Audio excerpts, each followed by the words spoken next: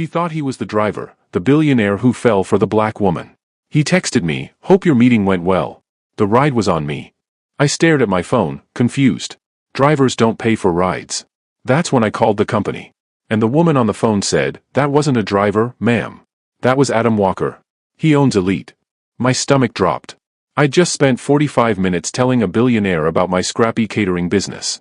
And he'd listened like I was the most interesting person he'd ever met. Close your eyes for just a moment. Think about the last time a story made you feel something real. Made your heart race. Made tears fall without permission. Made you remember why being human is so beautifully complicated. That's what we do here at CJ Stories. Whether you're returning or just discovering us, welcome home. This is your safe space for tears, laughter, hope, and everything in between. Today's story will take you somewhere unexpected. It'll make you think. It'll make you feel. And I promise you, you won't see the ending coming. But here's the thing, the magic only works if you stay till the very end. No skipping. No rushing. Just you, me, and a story that might just change how you see the world. If it moves you, let me know you're here, subscribe, like, and share this with someone whose heart needs touching today. Ready? Let's step into today's story. The rain came down in sheets across downtown Seattle on June 8, 2024, turning the streets into rivers of gray. Helen Riley, 34 and running on 3 hours of sleep, stood under the overhang of the Fairmont Olympic Hotel with her phone pressed to her ear and her heart somewhere near her feet. "Please," she said quietly. "Just 2 more weeks. I can get you half by then." The landlord's voice crackled through. "I've given you 3 months already, Helen. I've got bills too." She closed her eyes. The catering van payment. The commercial kitchen rent. The suppliers who'd stopped extending credit. The math didn't work anymore, no matter how many times she ran it. "I understand," she said. "Thank you for your patience." She ended the call and stood there for a moment, watching the rain. Her reflection in the hotel's glass doors showed a woman in a black blazer that had seen better days, her natural hair pulled back in a neat bun, her makeup careful and professional. She looked like she had it together. She was drowning. A sleek black Mercedes pulled up to the curb. Helen checked her phone. The confirmation email from Elite Executive Services said her car would arrive at 2:15. It was 2:14. A man got out of the driver's seat. Tall, white, probably late 30s. He wore dark jeans and a gray Henley that fit well enough to suggest he spent time in a gym. His brown hair was slightly damp from the rain, and he had the kind of face that would photograph well but somehow looked better in person. He walked around to open the back door, and that's when Helen noticed he wasn't wearing a suit. Most drivers for the executive service wore suits. "Ms. Riley?" he asked. "That's me." She hurried toward the car, her portfolio bag held over her head against the rain. He smiled. "I'm Adam. Let's get you out of this weather." She slid into the back seat, grateful for the warmth. The interior smelled like leather and something clean, maybe cedar. Adam got back in the driver's seat and pulled smoothly into traffic. "Pike Place Market, right?" he said, glancing at her in the rearview mirror. "Yes, please. The main entrance if you can get close." "I'll do my best." This rain isn't helping traffic. Helen pulled out her tablet and tried to focus on her presentation notes. She had exactly 45 minutes to convince the events coordinator at the Market Foundation that Riley's Catering could handle their summer concert series. It was the kind of contract that could save her business. Or at least buy her enough time to figure out what came next. "Big meeting?" Adam asked. She looked up. His eyes were gray-blue, the color of the sound on a cloudy day. He was watching her in the mirror with what looked like genuine interest. "Is it that obvious? You've read the same page 3 times." Helen laughed despite herself. "That obvious? Want to practice your pitch? I've got nowhere to be for the next hour. You'd be bored in 30 seconds. Try me." There was something easy about him. Maybe it was because she'd never see him again after today, or maybe it was just the rain and the warm car and the fact that she was too tired to keep her walls up. "It's a catering contract," she said. "Summer concert series at Pike Place Market. 22 events over 3 months. It's the kind of job that could change everything for my company." "How long have you been in business?" "For years. Started in my mama's kitchen with a Costco membership and a prayer." Adam smiled at that. "Sounds like most successful businesses I know." "We're not successful yet. We're scrappy. There's a difference. Scrappy is good. Scrappy means you know how to survive." The Mercedes moved smoothly through downtown traffic. Adam drove like someone who was comfortable behind the wheel but not in a hurry to prove anything. Helen found herself watching him instead of her notes. "What about you?" she asked. "You enjoy driving for Elite?" Something flickered across his face. "Amusement, maybe. I'm actually just helping out a friend today. His regular driver called in sick, and I had some free time." "That's nice of you." He's done plenty for me over the years. It's the least I could do. They stopped at a red light near the waterfront. A street musician played saxophone under an awning, the notes carrying even through the rain. Adam rolled down his window an inch and dropped a $20 bill into the man's case. That was generous, Helen said. Guys out here in this weather. That takes dedication. The light changed. Adam navigated through the market district with the ease of someone who knew Seattle well. He found a spot near the main entrance where the overhang would keep her dry. This work? He asked. This is perfect. Thank you. Helen gathered her things, then hesitated. Can I ask you something? Sure. Do I look like I know what I'm doing? Adam turned in his seat to look at her directly, not through the mirror. His expression was serious. You look like someone who's built something from nothing and isn't about to let it fall apart now. Something in Helen's chest loosened. She hadn't realized how much she needed to hear something like that. Thank you, she said quietly. Good luck in there. Helen stepped out of the car and into the covered walkway. She made it 3 steps before she turned back, but the Mercedes was already pulling away into traffic. She stood there for a moment, watching it disappear, then shook her head and walked into the building. The meeting was in a conference room overlooking Elliott Bay. Margaret Chen, the events coordinator, was a sharp-eyed woman in her early 50s who had a reputation for being tough but fair. Ms. Riley, she said, shaking Helen's hand. I've heard good things about your work. Thank you for seeing me. They sat down, and Helen opened her portfolio. For the next 30 minutes, she walked Margaret through her proposal. Sample menus for each event, pricing that was competitive but not desperate, references from clients who'd been happy with her work. This is thorough, Margaret said, flipping through the packet. But I have to be honest with you. We've used the same caterer for the past 5 years. They're reliable, and our audience knows what to expect. Helen nodded. She'd expected this. I understand. But your audience is changing. The market's demographic studies show you're bringing in more young professionals, more diverse crowds. My menus reflect that. Southern comfort food with Pacific Northwest ingredients. Familiar flavors with local sourcing. Margaret looked interested. Go on. Your current caterer does standard event food. It's fine. But is fine what you want for the market's biggest summer event? Or do you want food that people talk about, that brings them back? What makes you think you can deliver that?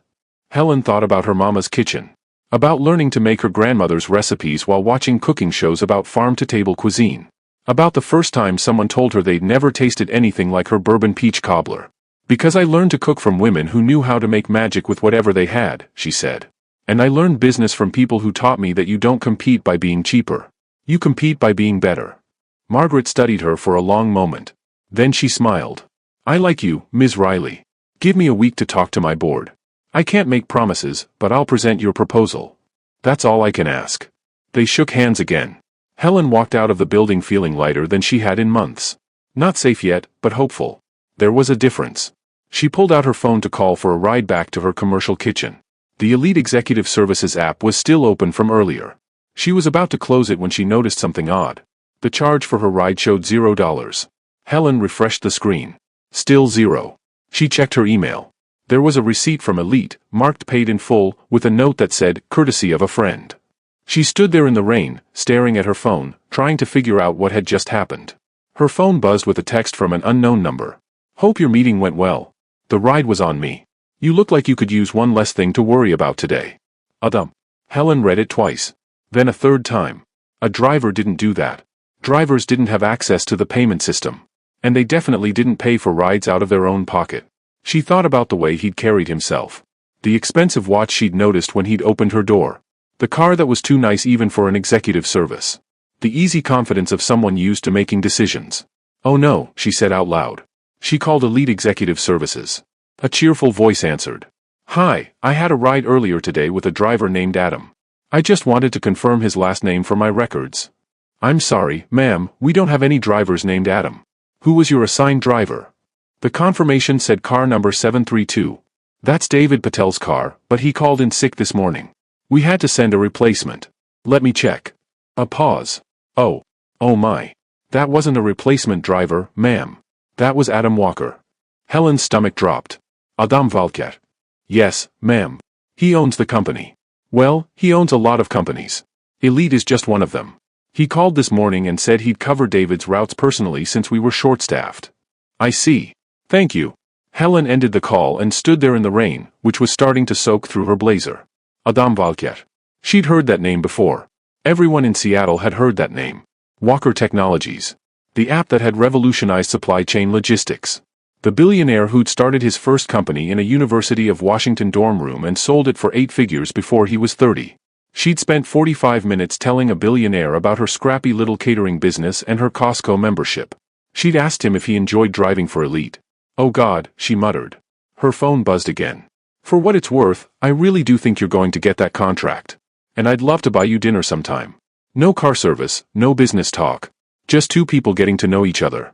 If you're interested, text me back. If not, I understand, and I promise I won't use my vast resources to track you down. That would be creepy." Helen read the message 4 times. Her first instinct was to say no. This was Adam Walker. They existed in completely different worlds. She was 34 years old and fighting to keep her small business alive. He was a billionaire who apparently spent his Saturday afternoons driving strangers around Seattle in the rain. But she thought about the way he'd listened to her in the car. Really listened, like what she was saying mattered. The way he'd tipped the street musician without making a show of it. The way he'd looked at her when she asked if she seemed like she knew what she was doing, and told her the truth in a way that made her believe it. She typed out a response before she could talk herself out of it. "Dinner sounds nice. But I have 2 conditions. 1, we split the check. 2, you have to tell me why you were really driving that car today." The response came back in less than a minute. "Deal. How's Friday at 7? I know a place in Ballard with the best fish tacos you've ever had. Very casual. And I promise I'll tell you the whole story." Helen smiled despite herself. "Friday works. Send me the address." She put her phone away and looked out at Elliott Bay. The rain was starting to let up, and patches of blue were appearing in the clouds. In the distance, the Olympic Mountains were emerging from the mist. Her phone buzzed one more time. "By the way, that thing you said about not competing by being cheaper, competing by being better? That's exactly right. I have a feeling you're going to do really well, Helen Riley." She read it standing there in the clearing rain, and something warm bloomed in her chest. Not hope exactly, because hope felt too fragile for what this was. More like possibility. The sense that maybe, just maybe, things were about to change. Helen pulled up the rideshare app to get back to her kitchen. She had prep work to do, and suppliers to call, and about 1,000 things to worry about before Friday. But for the first time in months, she found herself thinking about something other than survival. She was thinking about gray blue eyes and an easy smile and the way it had felt to talk to someone who listened like her words mattered. She was thinking about Friday night. The rideshare pulled up. Helen got in, gave the driver her address, and pulled out her tablet to work on her menu proposals. But she kept catching herself smiling at nothing, and the numbers on the screen kept blurring into thoughts of fish tacos in Ballard and a man who drove strangers around in the rain because his friend needed help. "Good day?" the driver asked, catching her smile in the rearview mirror. Helen looked up and met the driver's eyes. "Yeah," she said. "I think it might have been." Don't forget to hit the subscribe button for more emotional and heart-touching stories that speak to the soul, and share your thoughts in the comments to tell us which story you want to hear next. Now let us continue. 2 weeks later, on June 22, 2024, Helen stood in front of her closet at 6:30 in the evening and second-guessed every decision she'd made in the past 14 days. She'd said yes to dinner with a billionaire. She, Helen Marie Riley, who currently had $412 in her personal checking account and a business that was one bad month away from closing its doors forever. What had she been thinking? Her phone buzzed on the dresser. Her best friend Tanya's face appeared on the screen. "You better not be canceling," Tanya said when Helen answered. "I'm not canceling. I'm just reconsidering my life choices." "Helen, the man drove you to your meeting in the rain. He paid for your ride. He's been texting you every day for 2 weeks like a normal person. Not like some rich guy who thinks his money makes him interesting. Go to dinner. What if we have nothing to talk about? You've been texting for 2 weeks. You have plenty to talk about." That was true. After that first exchange, Adam had texted her the next morning. Nothing pushy, just a simple, "How's your Sunday going?" It had turned into a conversation about the best breakfast spots in Seattle, which had turned into a debate about whether pancakes or waffles were superior, which had somehow led to Adam sending her a picture of himself at a diner in Fremont with both pancakes and waffles on the table with the caption, "I'm a man of science." Had to test both hypotheses. The texts had continued. Easy conversations about small things. The book he was reading. The new menu item she was testing. A funny sign he'd seen. A bakery she recommended. Nothing heavy, nothing that felt like either of them was trying too hard. Just two people getting to know each other in the spaces between their days. "Fine," Helen said. "I'm going. But if this is a disaster, I'm blaming you. If this is a disaster, I'll buy you a whole bottle of wine. Now go. You look beautiful." Text me when you get there. Helen looked at herself in the mirror one more time. She'd chosen a rust-colored dress that brought out the warmth in her brown skin, paired with her favorite denim jacket and ankle boots. Casual but put together. Her hair was down in loose curls, and she'd kept her makeup simple. She looked like herself. That felt important somehow. The restaurant Adam had chosen was called The Walrus and the Carpenter, tucked into Ballard's main strip. Helen had walked past it a dozen times but had never been inside. Through the windows, she could see exposed brick and warm lighting and a long oyster bar where people sat elbow to elbow. Adam was waiting outside. He wore dark jeans and a blue button-down with the sleeves rolled up, and when he saw her, his whole face changed. That smile again, the one that made him look younger than 37. "Hi," he said. Yusuf. "You found it okay? I've lived in Seattle for 12 years. I know where Ballard is." He laughed. "Fair point. Come on, I got us a table in the back where it's quieter." The hostess led them through the crowded restaurant to a small table near the kitchen.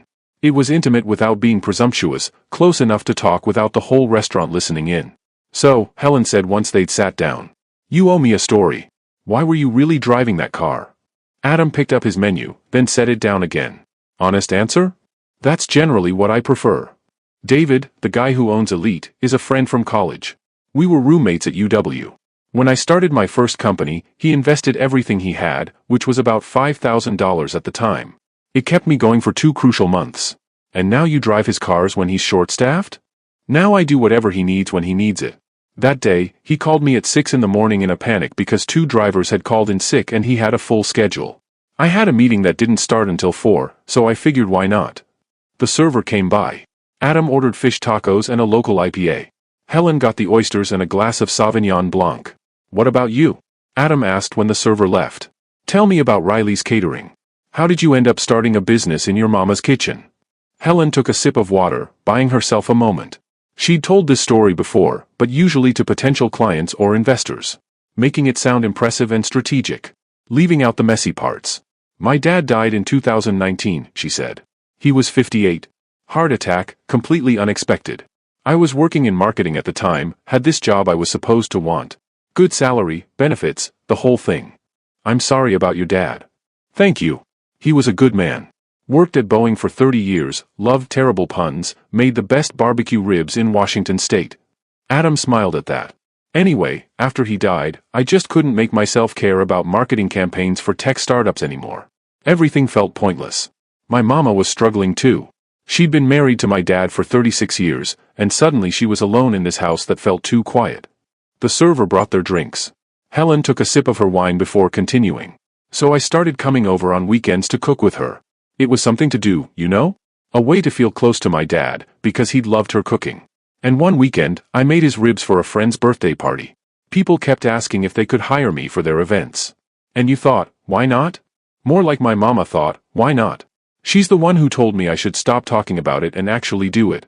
She co-signed my first business loan even though I told her not to. Smart woman. The smartest. She still tests all my new recipes. Won't let me put anything on a menu until it meets her standards." Their food arrived. The fish tacos looked exactly as good as Adam had promised, and Helen's oysters were fresh and perfect. "Okay, you were right about these tacos," Helen said after her first bite. "I don't like to brag, but I know my Seattle food. Says the billionaire." Adam paused mid-bite. "You looked me up.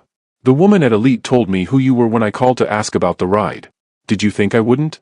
I was hoping we could get through at least the appetizers before my net worth came up. Is that usually a problem for you?" Adam set down his taco and leaned back in his chair. "You want the real answer? I keep telling you, that's what I prefer. Yes. It's always a problem. People either want something from me, or they're intimidated, or they're trying to figure out what I'm worth before they decide if I'm worth their time. It gets old." Helen studied him across the table. He looked tired when he said it, in a way that had nothing to do with sleep. "For what it's worth, I Googled you for about 10 minutes, decided you seemed normal enough in interviews, and then I went back to worrying about my own life. I don't have the energy to be intimidated by you." Adam laughed, and the tiredness disappeared. "That might be the nicest thing anyone said to me in months. Your bar is too low." "Probably." They ate in comfortable silence for a minute.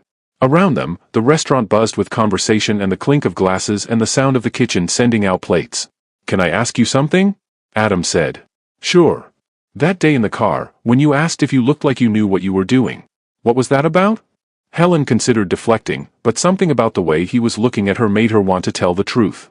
I was about to lose everything, she said quietly. My landlord was threatening eviction. I had suppliers who wouldn't work with me anymore because I couldn't pay on time. That contract at Pike Place Market was my last real shot at keeping the business alive. And? Helen smiled. I got it. Margaret called me 3 days after our meeting. They're going with my proposal for the whole summer series.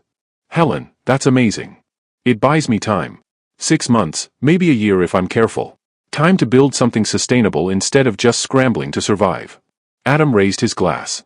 To buying time. Helen clinked her glass against his. To buying time. So what happens after the summer series? Adam asked.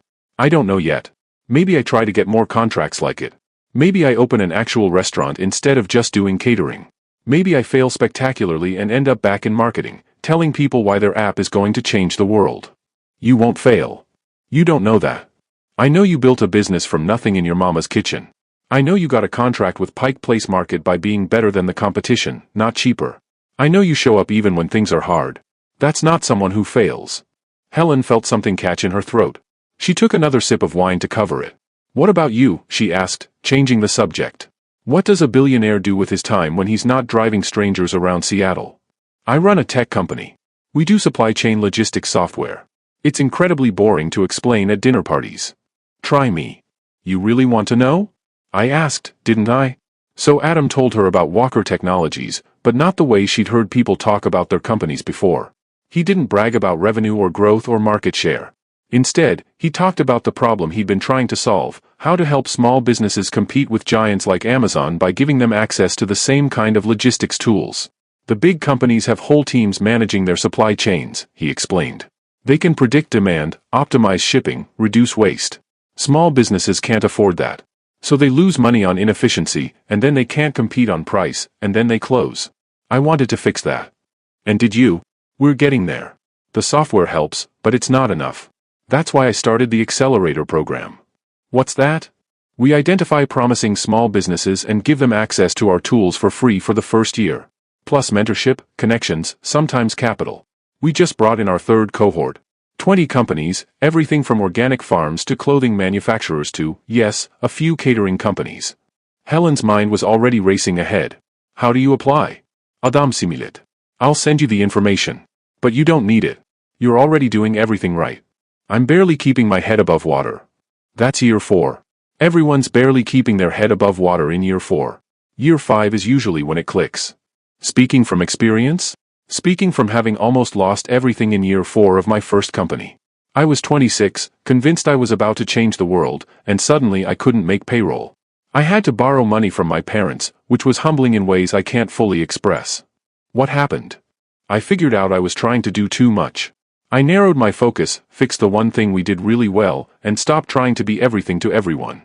6 months later, we got acquired. It wasn't the outcome I'd planned, but it gave me the capital to start Walker Technologies the right way. The server came by to clear their plates and offer dessert. They both said yes to the chocolate pâte de crème. Can I ask you something personal? Helen said when the server left. Seems fair, since I asked you something personal. Why aren't you married? Or dating someone seriously? I'm assuming you're not, since you asked me to dinner, but maybe I'm wrong. You're not wrong. I'm single. Very single. And the answer is complicated. I've got time. Adam was quiet for a moment, turning his beer glass in his hands. I was engaged once. Her name was Victoria. This was back in 2018, when the company was taking off, but I wasn't rich yet, just doing well. She was great. Smart, beautiful, understood the demands of building a business. What happened?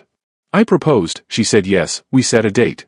And then we got acquired, and suddenly I had more money than I knew what to do with, and Victoria started planning a wedding that cost more than my parents' house. Which was fine, except she also started planning a life that looked nothing like what we'd talked about. Helen waited. She wanted to quit her job, move to Medina, join the right clubs, go to the right parties. She wanted the life that came with the money.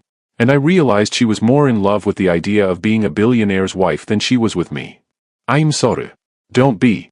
It was 6 years ago. I'm over it. But it made me cautious about dating. I never know if someone's interested in me or interested in what I can give them. The dessert arrived, rich and perfect. They shared it in silence for a minute. For what it's worth, Helen said, I can't afford to date you for your money.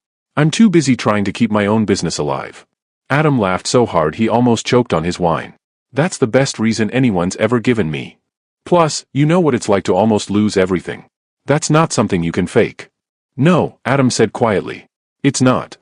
They finished dessert and argued good-naturedly about the check. Helen insisted on paying half. Adam suggested they split it, but he'd choose where they went next time. Bold of you to assume there'll be a next time, Helen said. Is there going to be a next time?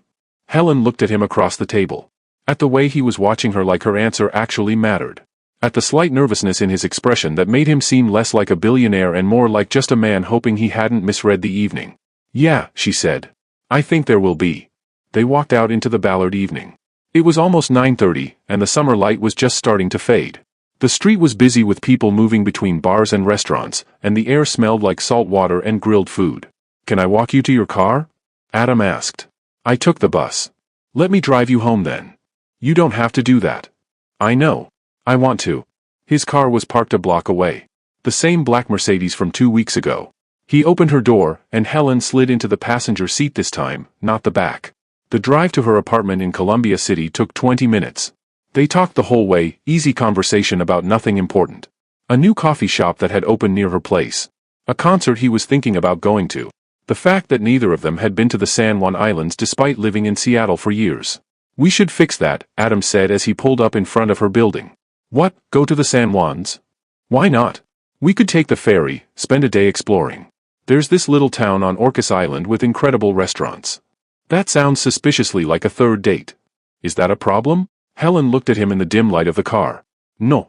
That's not a problem. Adam similet. Good. Helen reached for the door handle, then stopped. Thank you for tonight. I had a really good time. Me too. She got out of the car and walked to her building's entrance.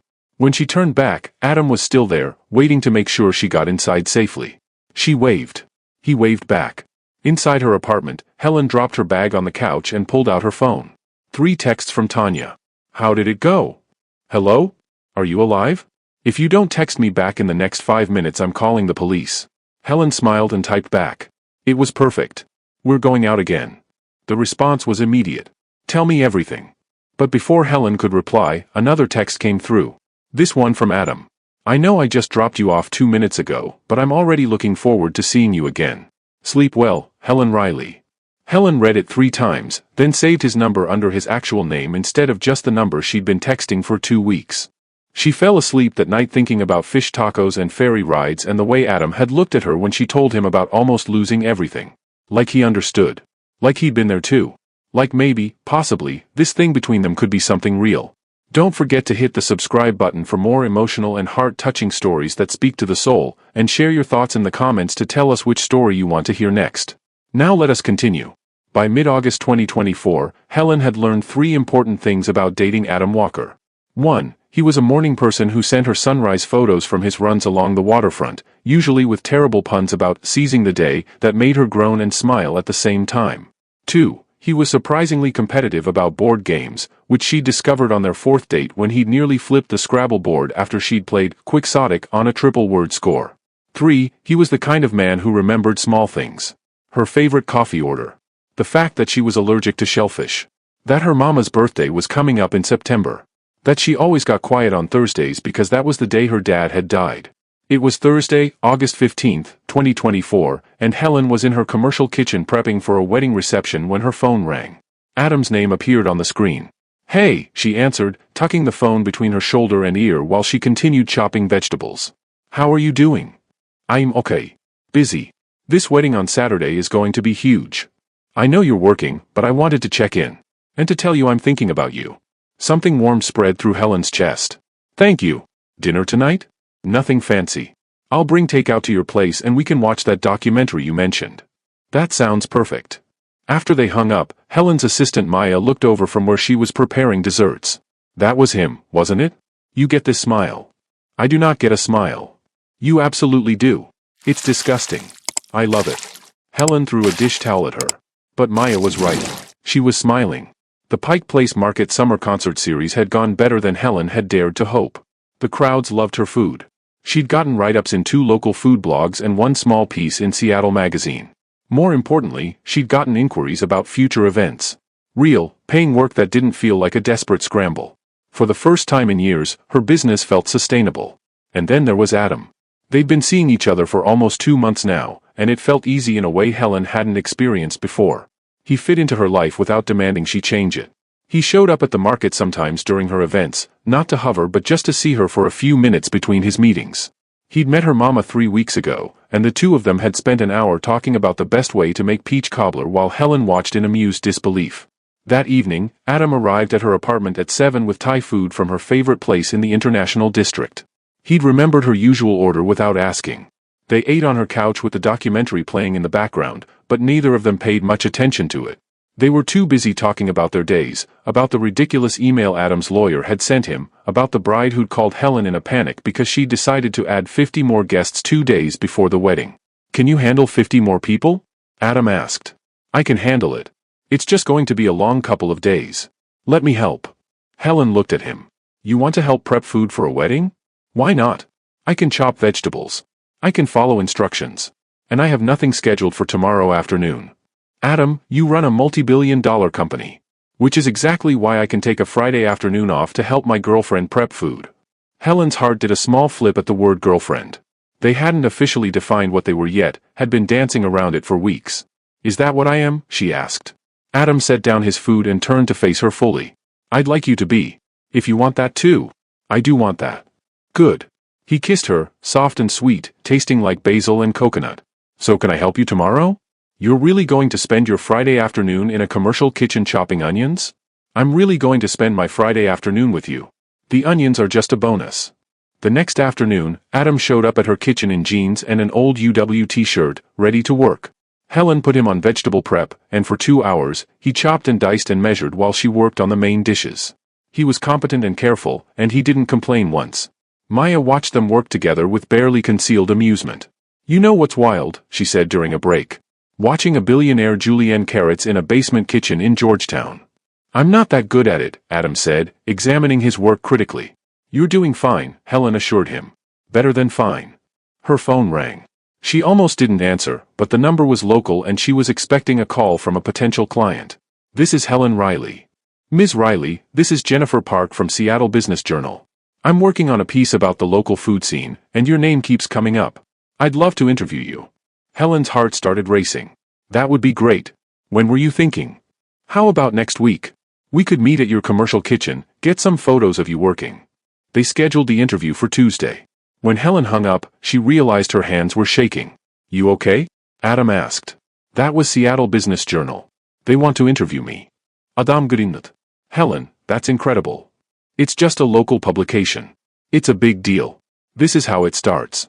One article leads to another, leads to more clients, leads to growth." Maya was practically bouncing. "We need to deep clean this place before Tuesday. And Helen, you need to plan what you're going to say." The weekend wedding went smoothly despite the last-minute guest additions. The bride was happy, the food was a hit, and Helen even got a tip that was more than her usual fee. She was riding high on Sunday night when she got home and saw she had several missed calls from a number she didn't recognize. The voicemail made her blood run cold.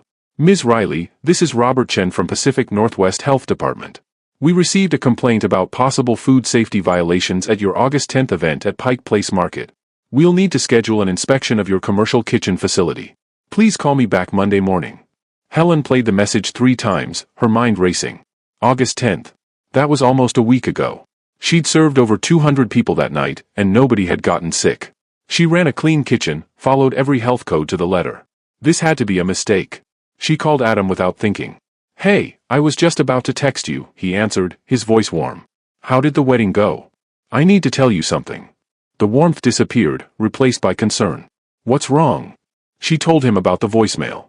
As she talked, she started pacing her small apartment, her free hand clenched into a fist. "Did anyone get sick at that event?" Adam asked when she finished. "No. I always follow up with clients, and I haven't heard a single complaint. Adam, if they find violations, even if they're minor, it could tank my reputation. I could lose the rest of my summer contracts. I could lose everything I've built. That's not going to happen. You run a clean operation. You don't know that. What if I missed something? What if there was cross-contamination I didn't catch? What if—" "Helen. Stop. Take a breath." She stopped pacing and sat down on her couch. Her leg was bouncing anxiously. "I have a friend who used to work for the health department," Adam said. Let me reach out to him, see what he knows about this complaint. And I can recommend a good lawyer if you need one. I can't afford a lawyer. Then No. The word came out sharper than she intended. I'm not taking money from you. There was a pause on the line. I wasn't offering money. I was offering to connect you with someone who might do some initial consulting pro bono. Helen closed her eyes. I'm sorry. I'm just stressed. I know. It's going to be okay. Call the health department tomorrow, schedule the inspection, and show them what I already know, which is that you run a professional operation. They talked for a few more minutes before hanging up. Helen tried to sleep but couldn't. She kept running through every detail of the August 10th event, trying to figure out what could have possibly prompted a complaint. Monday morning, she called the health department. The inspector, Robert Chen, was professional but didn't give her much information. We take all complaints seriously, Ms. Riley. The inspection is routine procedure. How does Wednesday at 10 work for you? That's fine. Can you tell me what the specific complaint was? I'm not at liberty to discuss that until after the inspection. Helen spent Monday and Tuesday in a state of controlled panic. She deep-cleaned the kitchen even though it was already spotless. She organized all her documentation, her temperature logs, her supplier certifications, her staff training records. Everything was in order.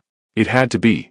The Seattle Business Journal interview on Tuesday should have been exciting, but Helen could barely focus. Jennifer Park was kind and enthusiastic, asking great questions about Helen's journey and her food philosophy. But in the back of Helen's mind, all she could think about was Wednesday's inspection. After the interview, Helen went to visit her mama. She found her in the garden behind the house where Helen had grown up, tending her tomato plants. "Baby girl," her mama said when she saw her. "What's wrong?" Helen told her everything.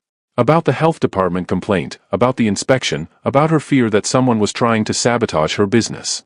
Her mama listened quietly, then gestured for Helen to sit down on the porch steps beside her. "You remember when your daddy was trying to make foreman at Boeing?" she asked. "Vaguely. I was pretty young. There was this other man up for the same position. He started spreading rumors about your daddy, saying he was cutting corners on safety checks. It was completely false, but it got back to management. They launched an investigation. What happened? Your daddy's work spoke for itself. 20 years of perfect safety records. Colleagues who vouched for him. Documentation of every single inspection he'd ever done. The truth came out, and he got the promotion. What about the other guy? He got fired for making false accusations. The thing is, baby, people who try to tear you down usually do it because they're threatened by you. And the truth always comes out if you've been doing things right." Helen leaned her head on her mama's shoulder. "What if I missed something? What if there really was a violation? Then you fix it and move forward. But I've seen your kitchen, Helen. I know how you run your business. You're just like your daddy. You do things right." Wednesday morning, Helen arrived at her kitchen an hour early. Maya was already there, nervous energy radiating off her. "Everything looks perfect," Maya said. "I checked everything twice." Robert Chen arrived exactly at 10. He was a thin man in his 40s with a clipboard and a serious expression. He introduced himself and got straight to work. For 2 hours, he went through every inch of the kitchen. He checked temperatures in the refrigerators and freezers. He examined her storage areas, her prep stations, her cleaning supplies. He reviewed her documentation with excruciating attention to detail. Helen's phone buzzed in her pocket. A text from Adam. "Thinking about you. You've got this." Finally, Robert Chen set down his clipboard and turned to Helen. "Ms. Riley, I'll be honest with you. Based on the complaint we received, I expected to find multiple violations. The complaint alleged improper food storage, inadequate temperature control, and unsanitary conditions." Helen's heart sank. And I found none of that. Your facility exceeds health code requirements. Your documentation is meticulous. Whatever prompted this complaint, it wasn't based on the reality of your operation. The relief was so intense Helen had to sit down. "So I'm clear?" "You're clear. I'll file my report today. You should receive a copy within a week, along with information about who filed the complaint." After he left, Helen and Maya sat in stunned silence for a moment. Then Maya started laughing, a slightly hysterical sound that Helen soon joined. "We're okay," Maya said. "We're actually okay." Helen's phone rang. Adam's name appeared on the screen. "How did it go?" he asked immediately. "We passed. No violations at all." She heard him exhale. "I knew you would. I'm so proud of you. The inspector said I'll get information about who filed the complaint. I want to know who did this." "Helen. Someone tried to ruin my business, Adam. I want to know who." "I understand. Just promise me you'll be careful.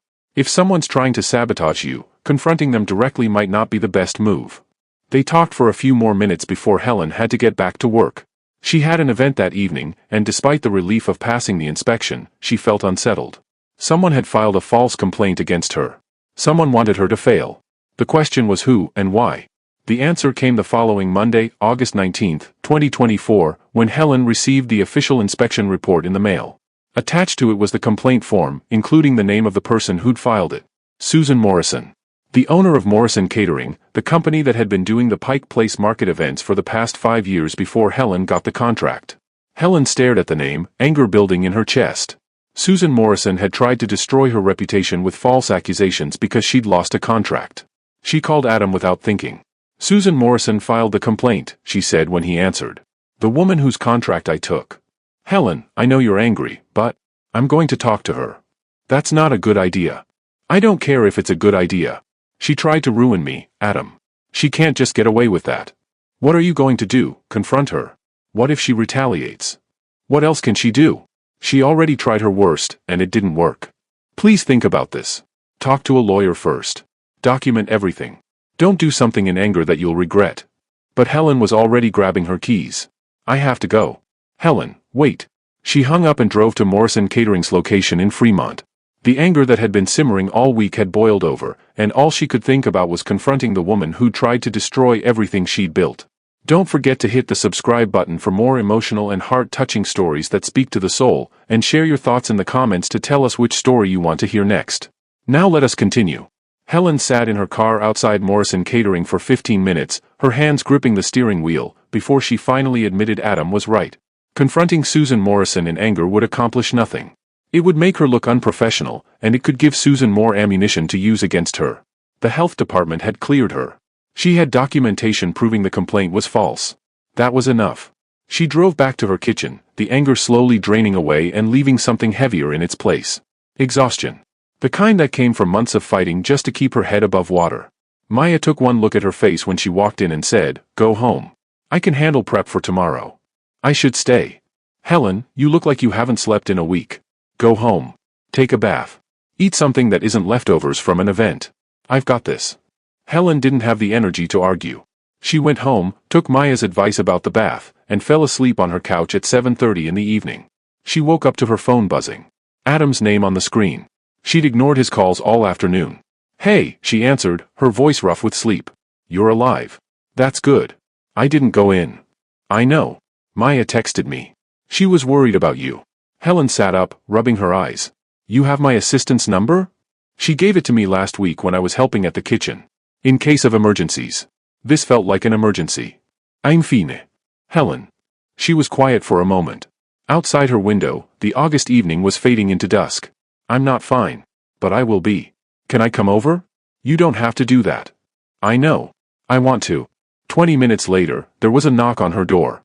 Adam stood there with a bag from her favorite Thai place and a pint of ice cream from Molly Moon's. "I'm starting to think you're trying to solve all my problems with food," Helen said, letting him in. "Is it working?" "A little bit." They ate on her couch, the same documentary from last week still paused on her TV.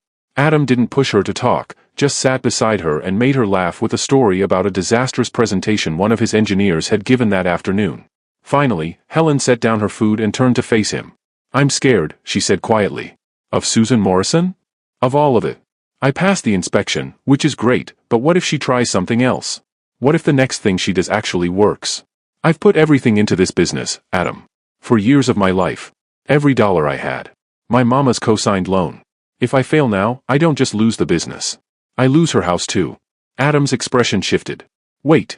Your mama's house is collateral on your business loan. It was the only way the bank would approve me. I told her not to do it, but she insisted. Does she know about the health department complaint? No. And I'm not telling her. She already worries enough." Adam was quiet for a moment, his jaw tight. "How much do you owe on the loan?" "That's not why I'm telling you this. I'm not offering to pay it. I'm just asking." Helen hesitated, then said, $42,000. "I've been paying it down, but it's slow going." "And if the business fails?" "The bank can take her house. The house my daddy bought in 1995. The house I grew up in. The house that's the only thing she has left of him." Her voice cracked on the last word. Adam pulled her close, and Helen let herself lean into him, let herself feel the weight of everything she'd been carrying alone. "I won't let that happen," Adam said quietly. Helen pulled back to look at him. You can't fix this with money. I'm not talking about money. I'm talking about helping you build something sustainable so you never have to worry about that loan again. Adam, just listen. The accelerator program I told you about. The next application period opens in 2 weeks. You should apply. I don't need charity. It's not charity. It's a competitive program. We get hundreds of applications and only accept 20 businesses. But you'd be a strong candidate. Your growth over the past 4 months, the Pike Place market contract, the press you're getting. That's exactly the kind of trajectory we look for. Helen wanted to say no. She wanted to prove she could do this completely on her own, without any help from anyone, especially not from the man she was dating. But she thought about her mama's house. About the 4 years she'd already invested. About the fact that her pride wasn't worth risking everything. What would it involve, she asked. Free access to our supply chain software for a year. It would help you optimize your ordering, reduce waste, manage inventory better. Plus mentorship from people who've built successful food businesses. And connections to potential investors if you decide you want to expand. No direct funding? Not from the program, no. Though some of the mentors are also angel investors. But that would be completely separate and entirely your decision. Helen was quiet, thinking it through. I'll send you the application, Adam said. Look it over. Think about it. If you decide to apply, great. If not, that's fine too. But don't say no just because we're dating. What if people think I only got in because of you? Then they don't understand how the program works. I'm on the advisory board, but I don't make the selection decisions. We have an independent committee for that, specifically to avoid conflicts of interest. Helen looked at him, at the earnest expression on his face, and felt something shift in her chest. He wasn't trying to fix her problems. He was offering her tools to fix them herself. Okay, she said. Send me the application. Adam smiled and kissed her forehead. You're going to be fine, Helen Riley. Better than fine. They spent the rest of the evening talking about other things. About the Seattle Business Journal article that was coming out next week. About Adam's sister who was visiting from Portland and wanted to meet Helen. About the trip to the San Juan Islands they kept talking about but hadn't scheduled yet. When Adam left at 11, Helen felt lighter than she had in days. Not fixed, but hopeful. There was a difference. The next morning, Tuesday, August 20th, 2024, Helen woke up to an email from Adam with the accelerator program application attached. She poured coffee and started reading through it. The application was thorough but not unreasonable.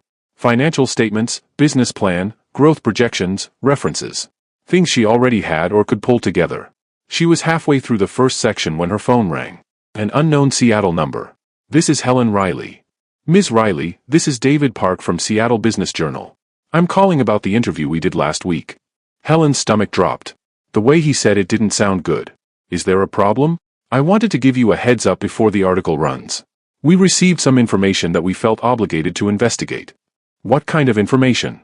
About your relationship with Adam Walker. And questions about whether his influence helped you secure the Pike Place market contract. Helen felt like she'd been punched. That's not true. I got that contract on my own merit. Adam and I didn't even meet until after I'd already submitted my proposal. I believe you, Ms. Riley. And we did our due diligence. We spoke to Margaret Chen at Pike Place Market, and she confirmed that she'd never heard of Adam Walker when she selected your proposal. She made the decision based solely on your submission.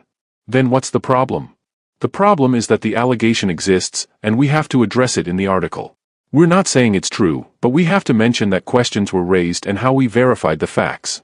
This is going to make me look bad no matter how you write it. David Park sighed. I'm sorry, Ms. Riley. For what it's worth, the article is still very positive about your business and your food. But yes, this complicates the narrative. After she hung up, Helen sat at her kitchen table and tried to process what had just happened. Someone had called the Seattle Business Journal to suggest she'd used her relationship with Adam to get ahead. The timing was too convenient to be a coincidence. Susan Morrison. It had to be. Her phone buzzed with a text from Adam. Good morning. Want to grab breakfast before I head to the office? Helen stared at the message for a long moment. Then she texted back, can you come to my place instead? We need to talk. He arrived 30 minutes later, concern written all over his face. What's wrong? Helen told him about the call from the Seattle Business Journal. As she talked, she watched his expression shift from concern to anger. This is unbelievable, he said when she finished. They called to verify facts that aren't true. But now those questions are going to be in the article. Even though they verified it wasn't true, people are still going to wonder. They're going to think I'm using you to get ahead. Helen, anyone who knows you knows that's ridiculous. Do they? We've been dating for 2 months. Before that, my business was struggling. Now I have the Pike Place market contract, press coverage, and apparently I'm applying to an accelerator program run by your company. How does that look? Adam ran a hand through his hair. It looks like you're a talented businesswoman who's worked hard and gotten some well-deserved opportunities. Or it looks like I'm sleeping with a billionaire to advance my career. The words hung in the air between them. Adam's face went very still. Is that what you think? He asked quietly. No. But it's what other people are going to think. So what do you want to do? Helen had been asking herself that question all morning. I think we need to take a step back. Just until things settle down with the business. You want to break up. I want to protect what I've built. If we keep seeing each other publicly, every opportunity one gets is going to have questions attached to it. Every success is going to be attributed to you instead of my work. That's not fair to either of us. I know. But I don't see another option. Adam stood up and walked to her window, looking out at the street below. When he turned back, his expression was carefully controlled. I understand why you're scared. But I think you're making a mistake. Maybe. But it's my mistake to make. What about the accelerator application? I'm not applying. It would just prove everyone's suspicions right. So you're going to let Susan Morrison win? You're going to let her false accusations dictate your decisions? I'm trying to protect my business. By giving up opportunities that could help it grow? That doesn't make sense, Helen. Nothing about this makes sense. 3 months ago, I was barely keeping my head above water. Now I'm dating a billionaire and fielding press inquiries and dealing with sabotage from competitors. It's too much, too fast. Adam was quiet for a long moment. If this is really what you want, I'll respect it. But I think you're letting fear make your decisions instead of logic. Maybe I am. But I've worked too hard to watch it all fall apart because people think I'm taking shortcuts. No one who matters thinks that. Everyone matters when you're trying to build a reputation. Adam picked up his keys from her coffee table. I should go. Adam, wait. He turned back, and the look on his face made Helen's chest ache. I care about you, she said. This isn't about that. I know. But it doesn't make it hurt less. After he left, Helen sat on her couch and cried for the first time since her father's funeral. Not because she thought she'd made the wrong decision, but because she thought she'd made the right one and it still felt terrible. Her phone buzzed. A text from her mama. Just checking in, baby girl. How are you doing? Helen stared at the message, thinking about her mama's house. About the loan she couldn't afford to default on. About the business she'd built from nothing in that very kitchen. She typed back, I'm okay, Ma. Just dealing with some work stuff. Love you. The lie felt necessary. Her mama didn't need to know about the health department complaint, or Susan Morrison's sabotage, or the fact that Helen had just ended things with the first man she'd genuinely cared about in years. Some burdens you carried alone. Helen spent the rest of the day working. She prepped food for an event on Thursday. She returned client emails. She updated her financial projections. She did all the normal things that running a business required, and she tried not to think about Adam. It didn't work. That evening, Maya found her sitting in the kitchen after hours, staring at an untouched cup of coffee. Okay, what happened? Maya asked, sliding into the chair across from her. Helen told her everything. About the Seattle Business Journal call, about Susan Morrison, about the decision to step back from Adam. Maya listened without interrupting. When Helen finished, she was quiet for a moment. Can I be honest with you? Maya finally said. Please. I think you're doing exactly what Susan Morrison wanted you to do. What do you mean? She filed a false health complaint. That didn't work. So she planted questions about your relationship with Adam. And now you're pulling back from something that made you happy, and you're refusing to apply to a program that could help your business. She's not winning by destroying you. She's winning by making you destroy yourself. Helen opened her mouth to argue, then closed it again. I'm not saying you're wrong, Maya continued. I get why you're scared. But you've spent 4 years building this business on your own merit. One relationship doesn't erase that. And if people want to think you're taking shortcuts, that says more about them than it does about you. But the article is going to say they investigated and found no evidence of improper influence. Right? Yes. So let it. You can't control what people think, Helen. You can only control your work. And your work speaks for itself. After Maya left, Helen sat alone in her kitchen and thought about what she'd said. About letting fear make decisions instead of logic. About giving Susan Morrison exactly what she wanted. She pulled out her laptop and opened the accelerator application. Then she pulled up Adam's number and stared at it for a long time. Finally, she texted him. Can we talk? The response came back immediately. Always. Your place or mine? Yours, if that's okay. I need to get out of my head. 20 minutes later, Helen was driving across the city to Adam's condo in Capitol Hill, her heart pounding and her mind racing through everything she wanted to say. She needed to tell him she'd been wrong. That fear had made her push away something good. That she wanted to try again, if he'd let her. She just hoped she hadn't ruined everything. Don't forget to hit the subscribe button for more emotional and heart-touching stories that speak to the soul, and share your thoughts in the comments to tell us which story you want to hear next. Now let us continue. Adam's building was one of those modern high-rises with floor-to-ceiling windows and a doorman who looked like he could double as security. Helen had been here twice before, but tonight it felt different.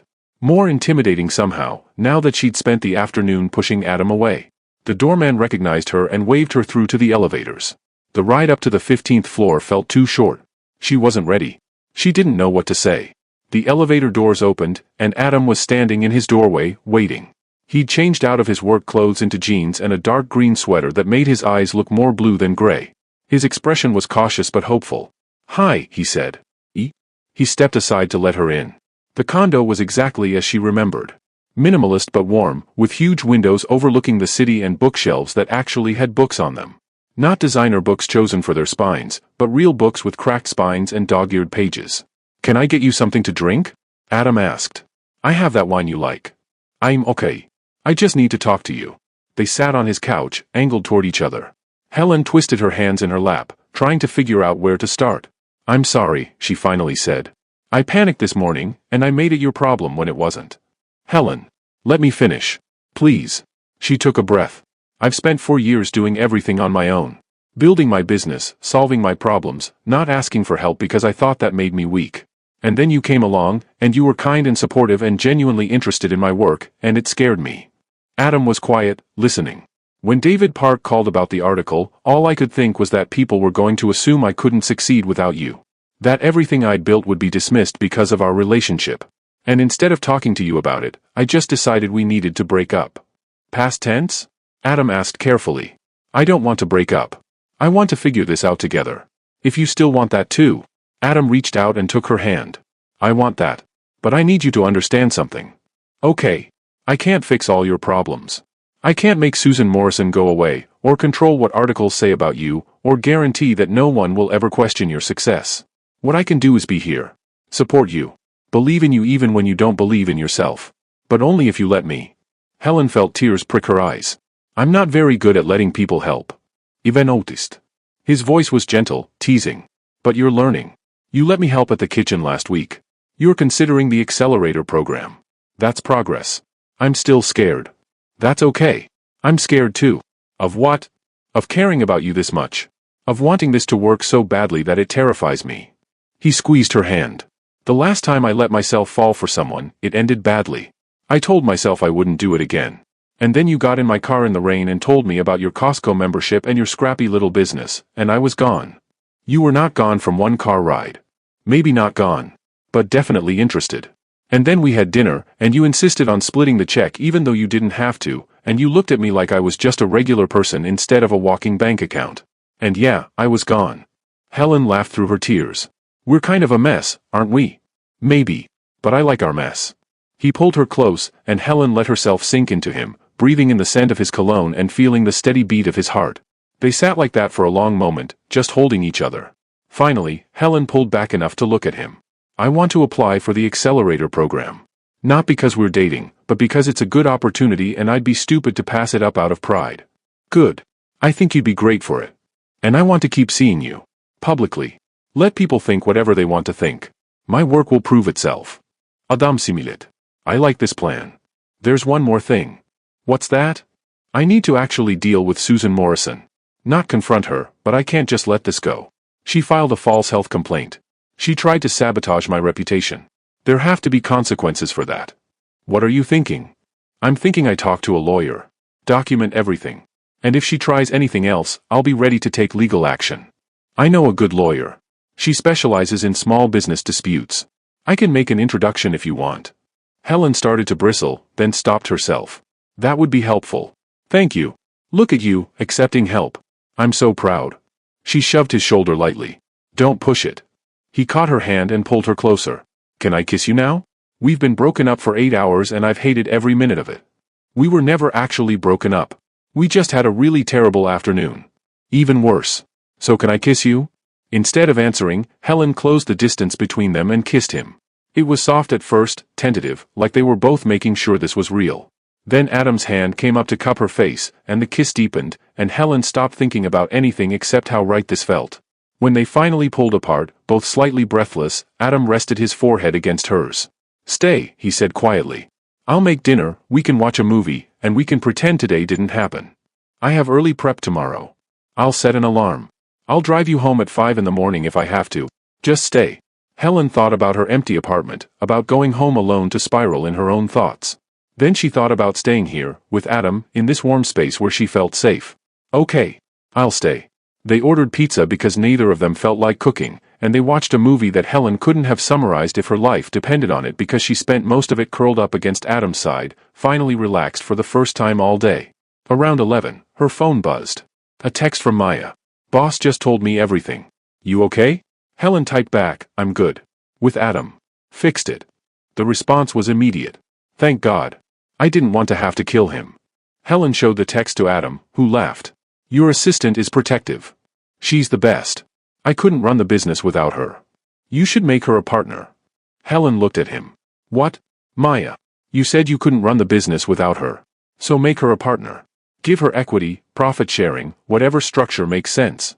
It'll give her more investment in the company's success, and it'll give you someone to share the load with. I can't afford to give up equity." "You can't afford not to. What happens if Maya gets a better offer somewhere else? You'd be scrambling to replace her, training someone new, probably losing clients in the transition. But if she's a partner, she has a reason to stay." Helen turned the idea over in her mind. She'd been thinking of Riley's catering as her business, her responsibility, her burden to carry alone. But Adam was right. Maya had been with her for 2 years, had stuck around through the hard times when Helen couldn't always make payroll on time, had become essential to everything they did. "I'll think about it," Helen said. "That's all I ask." The next morning, Wednesday, August 21, 2024, Adam drove her home at 5:30 so she could shower and change before heading to the kitchen. He kissed her goodbye in the car, and Helen found herself smiling the whole drive to work. Maya was already at the kitchen when Helen arrived, prepping vegetables for that evening's event. "So," Maya said without looking up from her cutting board, "you and the billionaire made up." "We did." "Good. Because if he'd actually broken your heart, I would have had to do something drastic." "Like what?" "I don't know. Leave a bad Yelp review for one of his restaurants or something." Helen laughed. "He doesn't own any restaurants." "Then I would have figured something out." Maya finally looked up, her expression serious. "I'm glad you're okay. You seemed really rough yesterday." "I was. But I think I figured some things out." Helen spent the morning working, and during a break, she pulled Maya into her small office. "I want to talk to you about something," Helen said. Maya's eyes went wide. "If this is about me eating the leftover cake from Saturday's event, I'm sorry, but it was going to go bad, and it's not about the cake. Though we should talk about that too." Helen smiled. "I want to make you a partner." Maya stared at her. "What? You've been here for 2 years. You know this business as well as I do. You're essential to everything we do. It doesn't make sense for this to be just my company anymore. I want it to be our company." "Helen, I don't have money to buy in." "I don't need money. I need your commitment. Your expertise. Your willingness to share the responsibility and the risk." Helen pulled out a folder she'd been working on that morning. "I talked to my lawyer. We can structure it so you get 15% equity to start, with the option to increase to 25% over the next 3 years. Plus profit sharing based on performance." Maya's hands were shaking as she took the folder. "Are you serious?" "Completely serious. You've earned this, Maya. And honestly, I can't keep doing this alone. I need a real partner." Maya read through the proposal, her eyes getting wider with each page. When she looked up, there were tears on her cheeks. "Yes. Absolutely yes. Thank you for trusting me with this." They hugged, and Helen felt another weight lift from her shoulders. She was still learning how to not do everything alone, but she was learning. The Seattle Business Journal article came out on Friday, August 23, 2024. Helen read it 3 times, her coffee getting cold beside her. The article was good. Really good. Jennifer Park had written a thoughtful piece about Helen's journey, her food philosophy, and her rapid growth over the past few months. And yes, there was a paragraph about the questions that had been raised regarding her relationship with Adam Walker. But the way it was written made it clear that those questions had been investigated and found baseless. Margaret Chen was quoted extensively about why she'd chosen Riley's catering, emphasizing that it had been purely based on the quality of the proposal and that she hadn't even known Helen was dating Adam Walker until months after the contract was signed. The article ended with a quote from Helen: "I've built this business by being better, not cheaper. By taking risks and working harder than anyone else. I don't need shortcuts. I just need people to give me a fair chance to show what I can do." Within an hour of the article going live online, Helen's phone started ringing. 3 new client inquiries by noon. By the end of the day, she had 5 potential contracts to review. Adam texted her around 2. "Just read the article. You're kind of amazing, you know that?"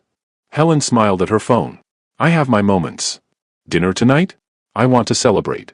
"Can't. Maya and I are signing partnership papers and then getting very drunk on champagne. Tomorrow then. And Sunday I'm taking you to the San Juan Islands. No excuses this time. It's a date." That evening, Helen and Maya signed the partnership agreement at Helen's lawyer's office, then went to a wine bar in Capitol Hill and drank good champagne and made plans for the future. They talked about maybe expanding to a second kitchen.